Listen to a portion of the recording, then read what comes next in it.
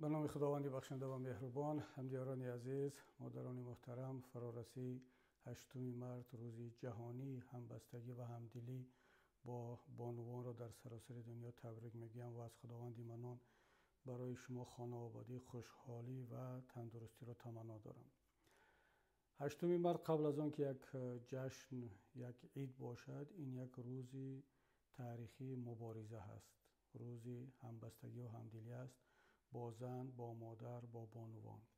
امروزی هست برای تلاش کردن، برای برقرار کردن حقوق از دست رفته زن، حقوقهای اقتصادی، اجتماعی، سیاسی، فرهنگی، دینی و حمایت زن از طرف دایره های کسان، حکومت های، نهادهایی که یا سرمایه‌داران و صاحب مقامانی که حقوق زن را با هر بهانه در همه جا پامال میکنن. بعضی از دوستان، بعضی از هموطنان ما گاه ایراد میگیرن و تنقید میکنن که وقتی که ما در این گونه روزها یا تبریک میکنیم یا همدلی و همرأیی با قشر، با گروه نشان میدهیم، میگن این چه ربطی دارد به مردم تاجیک، به خصوص با مردم مسلمان، و فکر میکنن که این روزها، این سنه ها، اینها زاده زمان شوروی هستند یا اینها برای آن به وجود آمدن که علیه ارزش‌های ملی و مذهبی ما راه اندازی شدن. همونطور که 8 مارس را یک وقتا زمامداران بلشویکی شوروی علیه ارزش‌های ملی و دینی ما مسلمان ها، بخصوص ما تاجیکان، استفاده میکردند و در ذهنی برخی از هموطنان ما این همین گونه جا افتاده است، شکل گرفته است که در این روز گویا این روزی هست علیه مبارزه با حجاب، با فرهنگ‌ها و ارزش‌های مذهبی و ملی ما، که در اصل چنین نیست. این یک سوء استفاده بسیار ناعادلانه و ناجوانمردانه از طرف حکومتداران شوروی بود که از این روز استفاده کردند و بعدا این کار را، این روند را حکومتداران تاجیکستان هم ادامه دادند و تا امروز ادامه داده ایستادند که اون را تبدیل کردن به روز مادر، در صورتی که این روز مبارزه برای زن هست، برای تنها مادران نیست. درست است که همه مادران زن هستند، اما نه همه زنها مادر هستند و مادر شده میتوانند یا بودن میخواهند. حتی هستند کسانی که زنهایی که خواسته یا نخواسته مادر نیستند، مادر شده نمیتوانند، و هستند باز زنهایی که هنوز به سن مادر نرسیدند. مگر ما آنها را در این روز باید فراموش کنیم؟ در این روز برای حقوق آنها مبارزه نبریم، تلاش نکنیم؟ بنابر همین این یک تغییرات بسیار هم نامطلوب و ناگاهانه بود و اون هم به خاطر تبدیل دادن این روز به یک شعار و جدا کردن اون از ماهیت اصلی خودش. ماهیت این روز چی هست؟ من باور دارم که اکثریت هموطنان ما تاریخ پیدایش این روز رو میدونن. این روز یک روز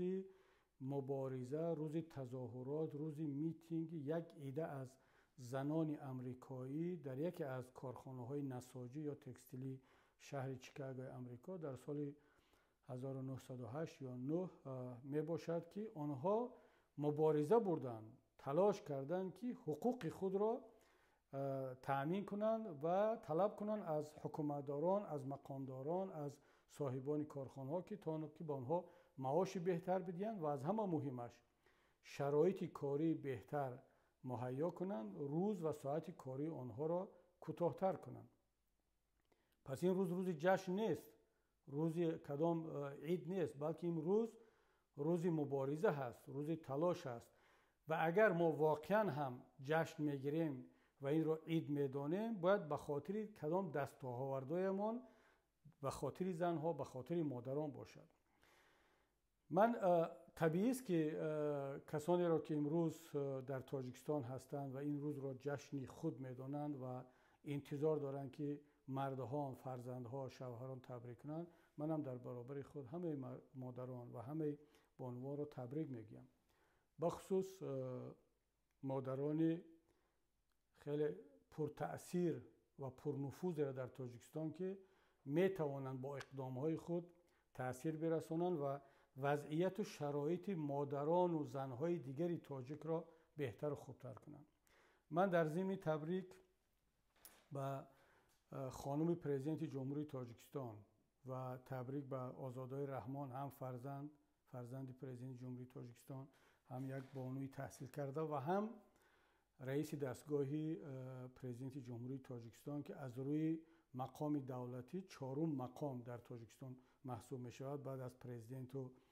رئیسان دو پالاتا و سروزیر. اینها را هم تبریک میگم و هم از اونها پیشنهاد دارم اگر واقعا مادر هستند که مادر هستند، زن هستند و این روز را روزی خودشان، روزی مادران میدانند، روزی زنها میدانند و روزی مبارزه برای حقوق زن و مادر میدانند، پیش از همه بیروند با یک دسته گل نزد مادر شراف‌الدین گدایف، هم او را تبریک کنند و هم از او عذرخواهی کنند برای اون جنایت ها و برای اون ظلم هایی که شوهر خودشان، پدر خودشان، پرزیدنت جمهوری تاجیکستان نسبت این مادر کرد و کرده ایستاده است. حتی در همین روز عید هم او را از پاسپورت محروم کردند و از سفر به خارج برای طبابت و شاید برای دیدار با فرزندش محروم کردند. آیا مادر شراف‌الدین گدایف مادر نیست؟ و مثل مادر امام علی رحمان که هر باره که امام علی رحمان مادر خودش رو حتی عکسش رو بیند آب چشمش میریزد و من صمیمانه باور دارم که هر یک فرزند مادرش رو دوست می‌دارد. همونطوری که من مادر خودم رو دوست می‌داشتم و مادرم مرا دوست می‌داشت، امام علی رحمان هم مادرش رو دوست می‌داشت و مادرش هم او رو دوست می‌داشت. مادر شراف‌الدین هم شراف‌الدین رو دوست می‌دارد و شراف‌الدین هم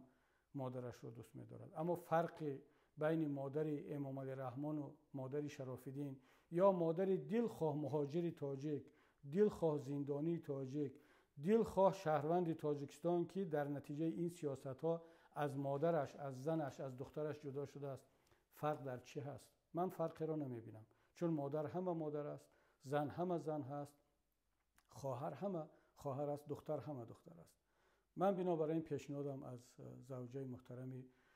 امام علی رحمان، از آزاده رحمان، از دختران امام علی رحمان، از همه منصبدارانی که مادر هستند، زن هستند و این روز را جشن گرفتند، با آنها گل هدیه کرده شد، یک بار پیش نظر بیارن که با مادر شراف‌الدین هیچ کس گل هدیه نکرد، برعکس پاسپورتش رو از دست گرفتند. یک بار به یاد بیارن که الفت خانم محمدشاه و این زن مبارز، زن شجاع، روزنامه‌نگار در زندان است. امروز اتفاقا روز همین گونه مادران است. یک بار به خاطر بیارن که شاهده محمد جانو هم مادر است، به خاطر فعالیت‌های فرزندش، فرزند بالغش او را زندانی کردند. یک بار به خاطر بیارن که ده‌ها و هزارها مادران و خواهران و دختران پدرانشون در زندان هستند، در هجرت هستند، در دور از خانواده هستند. اینها رو پیش نظر بیارن. از این مادران، از این دختران، از این زنها، از این خواهران هم عذرخواهی کنند، هم آنها را تبریک کنند و هم از امام علی رحمان، از شوهر خود، از پدر خود، از خویش و تبار خود طلب کنند، تقاضا کنند همچون زن، همچون زنی مبارز، نه همچون زنی پرزیدنت، همچون یک بانویی که روز 8 مارس روز مبارزه و تلاش برای آزادی و حقوقهای زن معروف شده است، مسئله گذاری کنند که من همچون یک زن از امام علی رحمان طلب میکنم که الفت خانم محمدشاه و شاهده محمد جانو از زندان آزاد کرده شود. من همچون یک زن، همچون مادر از پرزیدنت جمهوری تاجیکستان طبق کنستیتوسیون جمهوری تاجیکستان حق دارم طلب کنم که شوهران بانوان مبارز مثل همسر محمد علی حید، رحمت الله رجب، زبید الله رازق، سیف الله زاده، سید عمر حسینی، بزرگ مهریاروف، زید سیدوف، محمد روزی اسکندروف، عزت امان طلب کنند که اینها به نزد زنها، به نزد مادران، به نزد دخترانشون برگردند.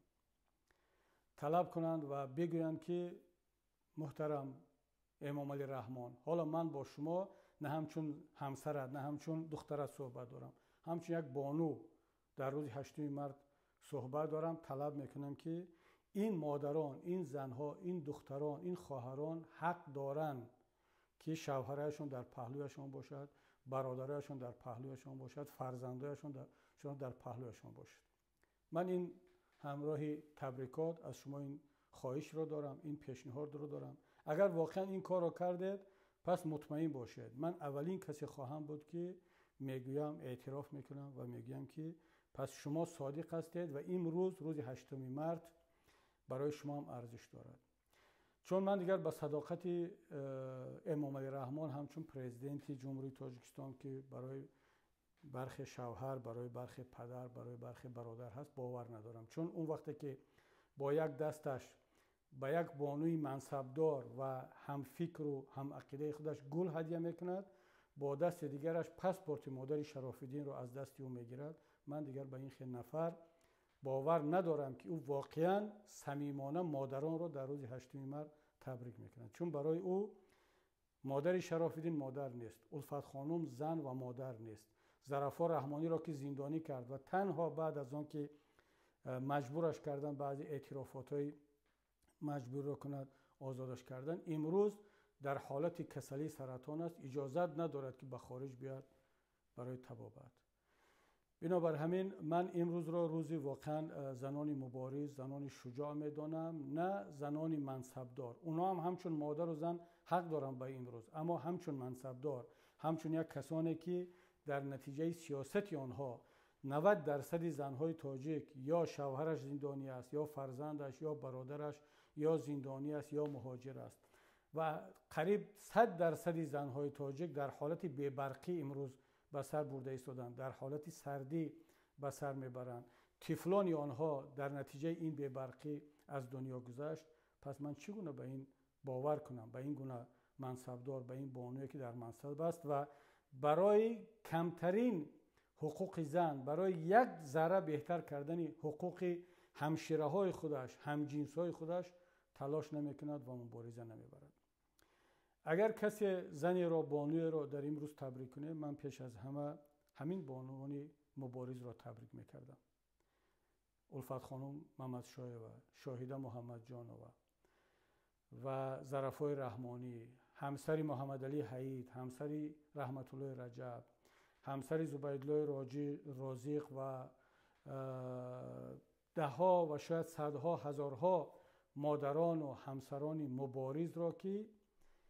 در یک شرایط دشوار قرار دارند. اما چرا من اینها را تبریک میکنم؟ برای آن که اینها مبارزه میبرند، مبارزه برده ایستادند، از تلاش و از زحمت دست نکشیدند، نترسیدند، با روزنامه‌نگاران صحبت کردند، با رسانه‌ها صحبت کردند، مشکلات عزیزان خودشان را، پیوندان خودشان را به جامعه مطرح کردند. این گونه زنهای مبارز واقعا هم سزاوار آن هستند که آنها را ما صمیمانه و با تمام معنا تبریک بگیم. امروز روز زنهای مهاجری تاجیک است که در پهلوی مردان، در پهلوی شوهران، در پهلوی برادران خود برای پیدا کردن رزق حلال خود و فرزندانشان خانه گرم، خانه آباد را ترک کردن، در مهاجرت قرار دارند و واقعا اینها را می ارزد، می سزد که ما برای امروز تبریک بگیم، برای آنکه اینها زنهای مبارزند، مبارزه برده ایستادند. یعنی این هم یک نمود مبارزه است و مبارزه اندک نیست که در هجرت، در سردی، دور از وطن، دور از بعضیشون دور از شوهر و دور از فرزند و از پدر و مادر فعالیت و کار کرده ایستادند. امروز روزی هست که ما باید زنهای مبارز را تبریک گوییم. روزی که زنهایی که به خاطر عقیده‌های سیاسی هم در داخل کشور مبارزه برده ایستادند و هم هجرت کردند، مثل بانوی با شرف موجوده صاحب نظر را که واقعا هم اون، حالا یک نفر را وقتی که نام میگیریم، این رمز و نمونه از صدها بانوی مبارز و شجاع دیگر است که هم برای حقوق خود مبارزه میبرد و هم برای حقوق مادران و خواهران دیگر و از آن جمله برای حقوق مردان تاجیک. من امروز رو تبریک میگم به همه زنهای مبارز و شجاع و در همچون نماینده آنها آینی حال بابا نظر آورد که واقعا هم فخر ملت تاجیک است. یگانه زنی که عنوان زن شجاع رو در زن شجاع سال رو در سراسر جهان به دست آورد و اون کمترین سهم هر یک نفر ما که در اون اگر داشتیم در این راه، این باعث افتخار ما هست. این مسئولیت ما بود، باعث افتخار ما است. با این واقعا فخر میکنیم با داشتن چنین یک بانی مبارز و شجاع تاجیک. و در مجموع این روز مادران، بانوان، خواهران مبارز هست و من فکر میکنم که باید ما واقعا هم اگر که میخوایم مادر تاجیک، زن تاجیک را تبریک کنیم و اثبات کنیم که در پهلوی آنها هستیم، همدل و هم مرام هستیم، باید تلاش کنیم که سال 2025 در روز 8 مارت به جای آن که یک تبریکات خالی به زن و به مادر تاجیک میکنیم، زحمت بکشیم طول یک سال تا اینکه تمام زنهای زندانی تاجیک آزاد شوند از زندان، مثل الفت خانم، مثل شاهده محمد جانوه. تمام زنهای تاجیک، مادران تاجیک، دختران تاجیک، پدرش، برادرش، شوهرش در پهلوی او در سر دسترخوان با او باشد. تمام مادران تاجیک، زنهای تاجیک، برادر و فرزند و شوهر مهاجرش به وطن برگردد و هیچ یک مادر تاجیک، زنی تاجیک داغ فرزند مهاجر و فرزند زندانی و شوهر مهاجر و شوهر زندانی را دیگر نچشد. اگر ما واقعا برای این تلاش میکنیم، برای این مبارزه میبریم، پس باید کاری کنیم که 8 مارت 2025 این روز باشد، وگرنه مثل 8 مارت 2024 یک روز شعار، یک روز خالی، یک روز تبریکات تلویزیونی و اون هم در شرایطی که 90% زنهای تاجیک در قطار برادران و شوهران و فرزندانشان در شرایط بی‌برقی و سردی و بی نفقه و بی معاش دور از فرزندان و شوهران مهاجر و زندانی به سر میبرند. من دعاگو هستم در این روز در قطار تبریک تکراری به مادران و به بانوان تاجیک، دعاگو هستم که پروردگار هر چه زودتر روز را برای ما و شما بخصوص به مادران عطا کند که دیگر ما واقعا در روز 8 مارت همه بانوان تاجیک عید داشته باشیم، سرور و شادی داشته باشیم و همه مردان تاجیک، پدران و شوهران و برادران و فرزندان در پهلوی مادران و بانوان تاجیک در وطن سر یک دسترخوان جمع شده باشیم. دعا میکنم که پروردگار هر چه زودتر ما را به این روز برساند. بار دیگر مادران و بانوان عزیز شما را تبریک میگم و در پناه پروردگار یکتا باشید.